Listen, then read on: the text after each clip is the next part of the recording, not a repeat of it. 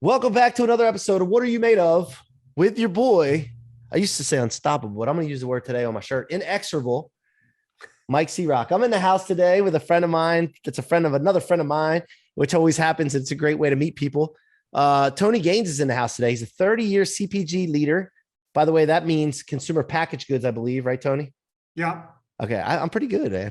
You are? That has battled through the highs and lows of startups to multi-billion-dollar brand building. He started with humble roots, breaking bones, racing motorcycles to leading iconic brands with sales around the world. Tony, welcome to the show, man. Thanks, C-Roc. How you doing, bud? I'm doing great, man. I'm excited to have you. I met Howie a while back through another friend of mine, and then we're doing this Think Billions event that we're all going to be hanging out in October. And I'm so excited to be able to meet and hang with people like you, Howie, and others that are going to be there. But to have you on my show is an honor. And I just want to thank you, first of all, in front of everybody for taking the time to be here today. Yeah, absolutely. I appreciate the time. Obviously, you got a great platform helping a lot of people, and the world needs that, as we all know these days. So really appreciate all you do. Yeah, thanks, Tony. And look, we start the show the same way every time. Yeah, and the question is one of my favorite questions that I talk to myself about all the time as a little kid on up till now. When things get tough, or if I want to take things to the next level, I ask myself, what are you made of? Yeah, that's it put a lot of great thought. You said it in the bio, went from breaking bones to where I am today. And it probably all started as a child, right? As a kid when I was racing bikes. So I've broken 23 bones. I turned pro at age 16. And just if you know much about the sport, you're either broken or doing well or winning. So for me, it was either I was winning on a national level or I was laying in a hospital bed or in a cast. So it was feast or famine. And that probably built me today. It's probably what I'm made of is, as the Eminem song goes, if you had one shot, would you take it? And yeah, I did, obviously. So I'm made of getting beat up, torn down, losing, pulling the bootstraps up, and just going back at it. As some of the other guys will tell you, the guys that outwork everyone, wake up every day and just go at it are usually successful.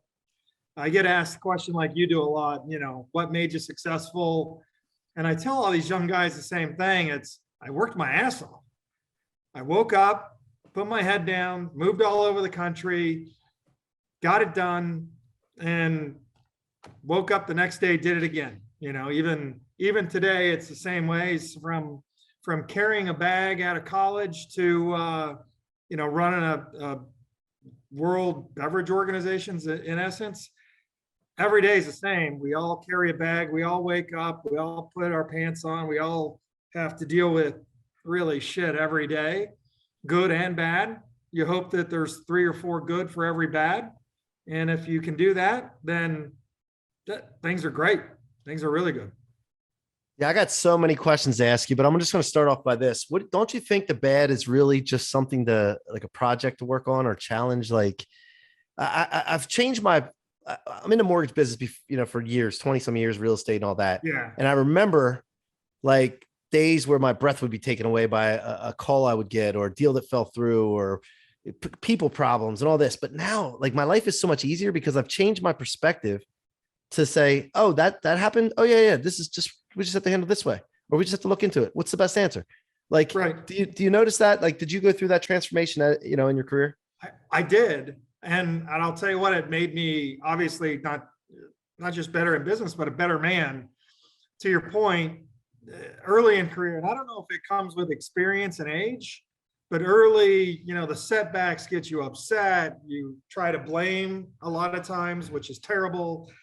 And probably that trigger happened, for me, probably about 10 years ago, probably my early 40s. And it was, and I'm sure there's a saying, right? Just be patient of the things you can't fix. And every day, like to your point, I get a setback and my team calls with something big, whether it's a distributor turns us down. Right. And I say the same thing all the time. It's like, okay, what's the solution? the best thing I can teach anyone is we're going to have problems every day. There's going to be an issue. Don't bring me the problem, bring me the solution. We all talk about that. But when you practice it and you try to train your team on that, it's great. And the reason I say that, I probably had 5 setbacks this month alone, and it's the 7th. And of those 5, 4 of them were corrected to the better. And I could have dwelled on it, spent time, yelled at people, fired people. Can't tell you in startups how much money you lose on mistakes. You just smile, think about what to do next, and go after it. So I go to sleep and wake up pretty good these days. Yeah, that's awesome. I love it. So, I think it's funny you said in your 40s, because I'm 45 now, but I think the other thing is responsibility. One of my core values that personally and in our business is, 100% responsibility. Take 100% responsibility. And when you do that, you have control. To the degree you take responsibility, you have control. And that despair feeling in my business has always come from when I didn't have control or felt like I didn't have control, which you always have control in a way, but you feel like you didn't have control. And that's because I wasn't taking responsibility. It wasn't because someone else's fault, this and that and all that. And then when you realize this is, being a leader and a CEO of a company and a president of a company, like this is probably the most important thing is 100% responsibility, because when you stop pointing the finger at other people, you have the ability to fix something. Right. Yep. So I love how you talked about that. So yeah. As the saying goes, right. It's success has many champions. Failure has one. Yeah. And right. And it's always the failure, especially as a CEO or a leader, the failure is you. Yeah. Right. What could you have done different? How could you have made your people better, put them in a right situation to win? And if you sit down and look at that, and to your point, put it on you and you can control it, you're gonna be successful.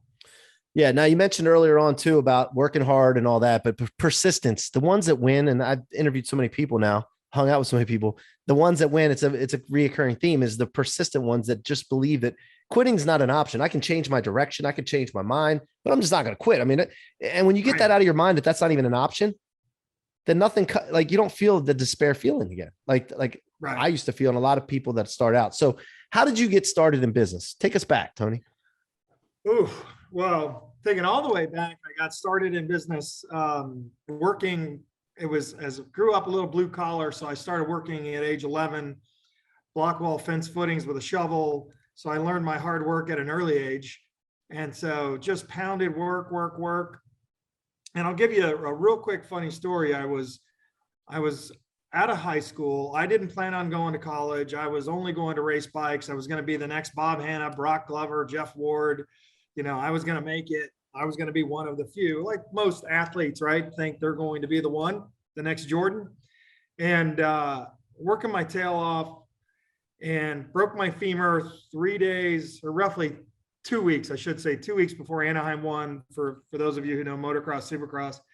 And laying there in bed, feeling sorry for myself, went back, same thing, went back to work. I actually raced my first supercross with a rod in my leg 2 days after the doctor released me. That's a long, funny story we'll talk about in California.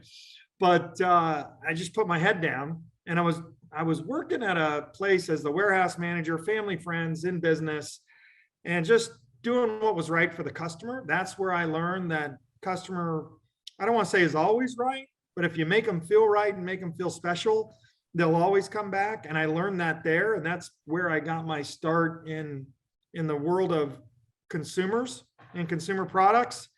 Went to Purdue. The quick story there was never taken the SATs, never taken the ACTs, was going to junior college. I finished high school 793rd, to give you an idea, out of 900, because I was just racing. I was never there. Yeah. And so I got accepted to Purdue, and literally changed my life. It was like, I'm just going to apply to every public college in the country. And Purdue accepted me. I think it was stuck to somebody else's, but I just took that opportunity and ran with it. Sold everything I had. I even actually owned a house at the time. I was 20 years old. Went to Indiana, went to college. Some more stories there, but got hired by E&J Gallo out of college. No one in my family had ever been to college. No one had been moved out of state. And here I was in basically Indiana and Illinois, having to hump. And that's how I got started, right? I got hired out of college and I carried a bag and did the same thing I've done since I was 11, is showed up for work early, outworked everyone, succeeded, and got promoted in 18 months and probably moved 7 times just by working my ass off in the first probably 12 years. And then I just kept getting more success. And at the same time, I built that relationship with people, because people matter. And so I have friends all over the world, great friends all over the world, because I treated them with respect, treated even the cashier, backroom salesperson, merchandiser, right, person at the window at Wendy's with respect that they deserved, right? We're all working hard trying to be successful. And that's built a friendship and what we like to call a Rolodex that is gigantic. And it's helped me succeed my whole career and opened up doors. So whether I was running for E&J Gallo, running the country for wine, to running $8 billion with Budweiser, running the country, Advantage, the largest consumer good, if you will, broker. That was about $8.5 billion I was running in people. To then doing startups where we sold an e-cig company. I did a health startup, was successful there. And now, I'm running a global alcohol business startup with some great iconic brands, right? Hard Rock, Stewarts, everyone's heard of them. So just every day and my work has opened up new doors. And I've never had to interview for any of these roles. It's just relationships and working my tail off. People call. It's the way it's working. And your position now, Tony, what are with Stewarts? Do you have a title, or are you advising? CEO. Oh, you're CEO now. Okay. I don't know if you're just advising or on the board or what have you. Awesome, man. I did, which is funny you say that, Mike. I decided I was traveling to Naples, Florida every day, put together a great team, converted a company that was going to go bankrupt 3 different times, took it out every time, made it successful. But I was commuting to Naples every day, basically Monday through Thursday. I got a wife and child. From where? And it was just the stress, COVID, everything going on. I'm like, you know what? I'm just going to open up my own. I put them in a right spot, opened up my own consulting business, put my paper on the street on LinkedIn, and I had more business than you could imagine. People coming out of the woodwork. I was working on a tonic brand. It's called Feel Free. That's one of my consulting deal. That the product's amazing. It kind of resets the brain. I'll bring some out for you. It's awesome. And then I was consulting Stewarts, which owns, like I said, the Hard Rock Stewarts brand, a brand called Bounce Back, and a few others, working 30 hours a week, making more money than I've ever made, just using my brain and advice. But I really love challenge, right? It goes back to the racing days and winning and people. And Stewarts came to me and said, hey, great, you're consulting. Everything you're telling us is what we need to do. All your experience in alcohol is great. Your global skills great. Will you come to work for us, make less money, and deal with more pain? And it's me, right? It's you. You made a point earlier about never quitting, and I've had a very successful career. I'm very happy with what I've done. I could live out through retirement for the most part right now, but the challenge, the industry, the alcohol industry, you'd have to grow up in it like I did. It's so much fun. The people are amazing. The retailers are exciting. Like I'm heading to Spain with 4 retailers next week. Wow. And you don't get that. You don't get that in retail. You don't get that in service businesses. You don't, I'm spending time with my customers and friends, not selling them anything. And, well, when you mentioned that they said, come work with us, more work, less money, like how often does money cross your mind when it comes to business nowadays? Because it may have changed.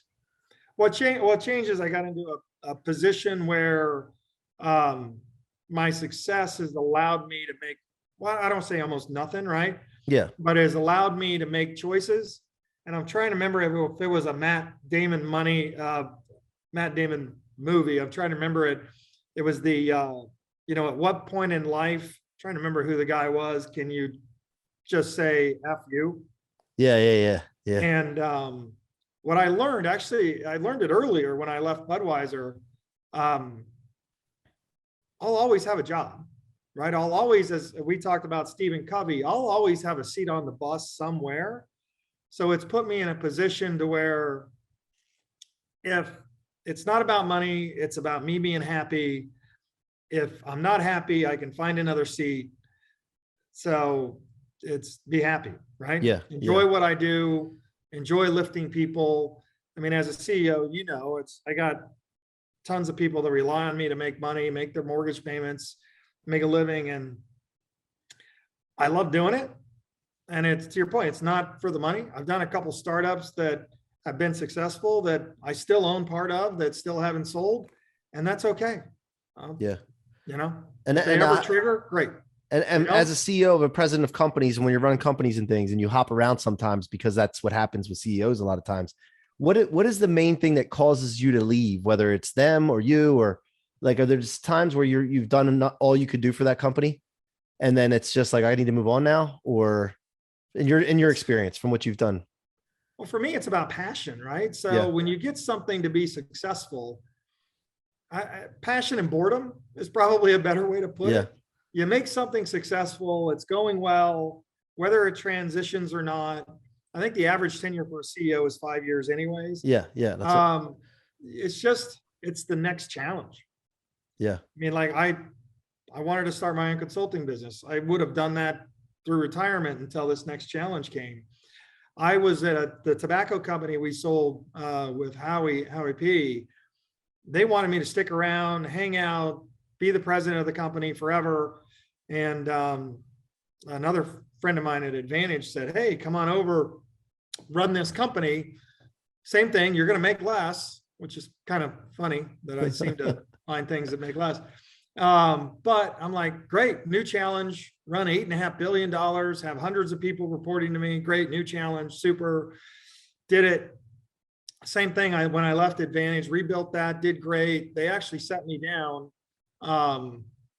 Probably not a story for this show, but sat down and said, hey, you're doing great. State of California, the board's got to be XYZ. We got to have all this requirements internally. I'll just say that much. But we want you to continue to run this company. You're doing a great job. It's like, so there's no upward mobility. No. And, God gave me what he gave me. So I'm like, well, I don't want to just stick around running a division. I mean, I realize it's $8.5 billion and things are great, but I want to be CEO. I want to have my own controls. I don't want to be pigeonholed because, if you will, my age and sex. I'll put it that way. Yeah. And it's like, they're like, well, yeah, but we're going to be a public company. It's what we got to do. And so that's when I went to another startup and built that up as a CEO, successful. Next one, CEO, successful. So it's really just boredom and challenge. Yeah. Now, do you, when you go into a new company, how do you handle the culture situation, like installing your own culture versus continuing with a culture that's already there?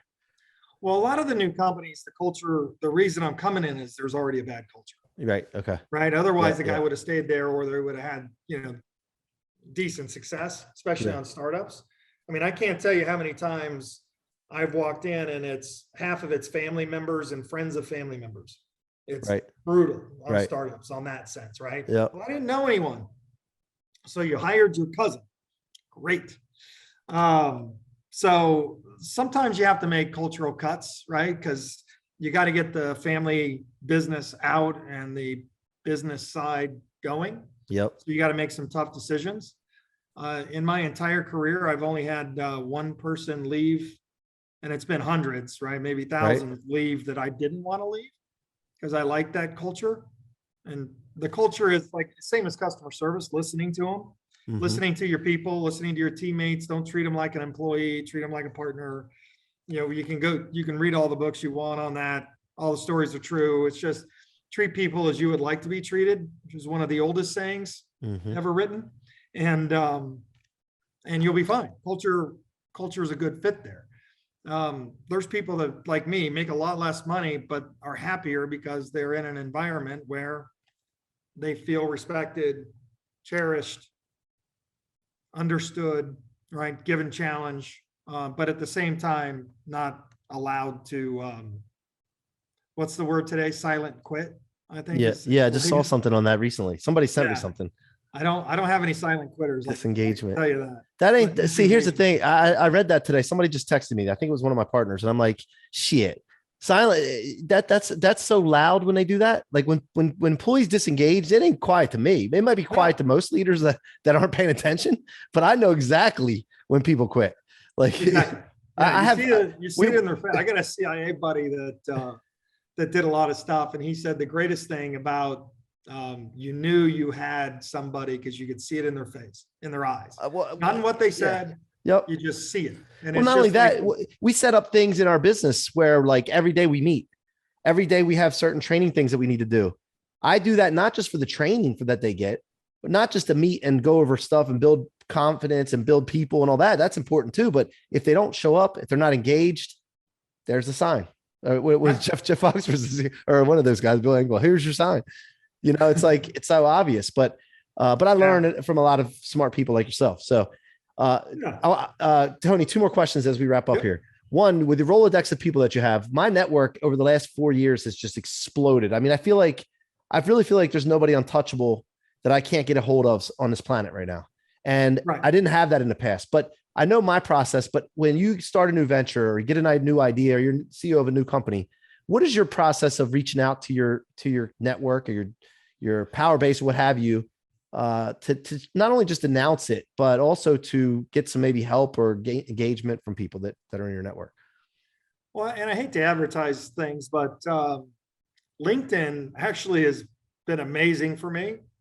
Quite honestly, like even when I was starting a manufacturing company, I just did a simple, hey, I have I'm manufacturing carbonated beverages in Florida. Within a week, I was sold out. And, that's probably from the few thousand followers, if you will, or connections I have on LinkedIn. And then captains of industry. So whether it be a CEO of, say, 7-Eleven or a Casey's or Walgreens, I just immediately send out an email saying, hey, here's what I'm doing. And a lot of times people they want to help. So they'll send you connections. So It's actually, it's been pretty good. The way you've treated people, like you said, I mean, over the years has given everybody respect. People want to help you.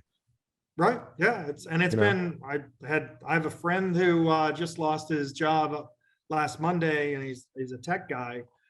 And I forwarded his note to 2 different leaders in the industry on that tech side. And within 40 minutes, they had emails back. They're not emailing me back that fast, but they emailed him back that fast going, hey, any friend of Tony's a friend of ours. We'll be happy to give you any information you need. Here's a couple hours next week we can give you. And it was like, I was like, crap, nice. How's that make you? By the way, this shows me I'm onto something, because I've heard this like over the last year. I've heard that phrase that people have said, if C-Roc's involved, I'm in. And it means I'm doing something, but how does that feel, Tony, when you hear that? Well, I mean, obviously it makes you, right. The biggest worth is self-worth. So it makes you feel good, obviously, right? Because that means you've been a good human, is the best way to put it. Whether it be in business or life, right? You've been a good human. There's the guys that say, oh shit, Tony's gonna bug me till I buy something. And then there's the guys that they're like, hey, another great example, the CEO of Casey's. If people don't know Casey's, it's a 3,200 store chain in Iowa. We're going to be at an event at the end of the month, and he sent me a picture over the weekend of a bottle of wine, and it's a lot one. It's one of our favorite wines, and it's like, oh great, I can't wait to see it next. We're going to have time to grab a drink, and immediately replied, absolutely, all caps, all the bells and whistles around it. And I'm like, I haven't talked to him in 6 months, but he's a good friend. We've just been busy, and it's those things, because he knows he's going to have a bottle of wine with me. Yeah. And we're not going to talk work. We're going to talk about his wife, his kids, everything going on, my family. Work is Monday through Friday. So I love it. And he'll always be a friend, whether I'm selling. I mean, there's been times in my career where I haven't done any business with him, right? He was a president of IHOP, as an example, never did business with him, but I still talk to him every month. Yeah. And that keeps it going, right? Yeah. Well, final question here as we wind down. I love chatting with you. I could talk all day, and I'm looking forward to October here. But I want to hear the Howie Payne story. How did you guys meet? Short story long. We'll hear the long story later, but short story long, and then the logic, like how are you involved with that and all that? that took place with Logic? Sure. So I was, at the time I was running sales for Oh, Budweiser. not to cut you off, Tony. Not to cut you off. By the way, I already got Howie's side, so I want to really hear the true side. Don't tell him I said that. Oh shit, we're recording. Yeah. So they That's were awesome. at a spot where they were, I don't know, 4 or 5,000 retail outlets on the East Coast. They needed to blow it up, get it national. At the time, I was running Budweiser sales for small format, which is where most tobacco is sold. And they caught me at the right time. They said, "Hey, startup, great thing. You know, we're going to make, as Howie likes to say, billions. We're going to make you a millionaire with your Rolodex. Put us in all these accounts. We're going to sell the company, and yeah, you're going to make billions." I'm like, okay. So I sign on. I leave the largest alcohol beverage company in the world. And my first day, I roll into Livingston, New Jersey. And I think Howie told you about it, was a little strip mall. Yeah. He was being kind. Very, very kind. It was barely like a 4-shop strip mall with roaches in the back. I walk in and there's this pile of e-cigs and boxes and a little hole. And they're like, "Hey, this is your spot."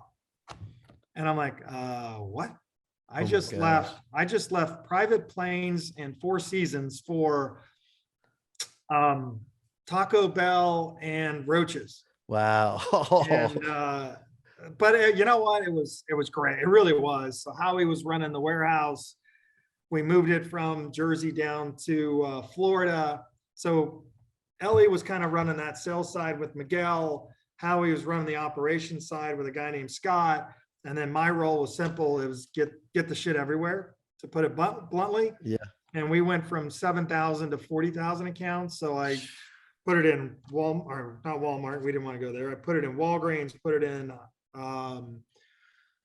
what would have been Walgreens, Circle K, 7-Eleven, couple Wawa, more any drugstores, couple Wawas? grocery stores, dollar stores. So 40,000 stores around the country, and became the #1 e-cig with all that, just sheer distribution, right place, right time, right pricing.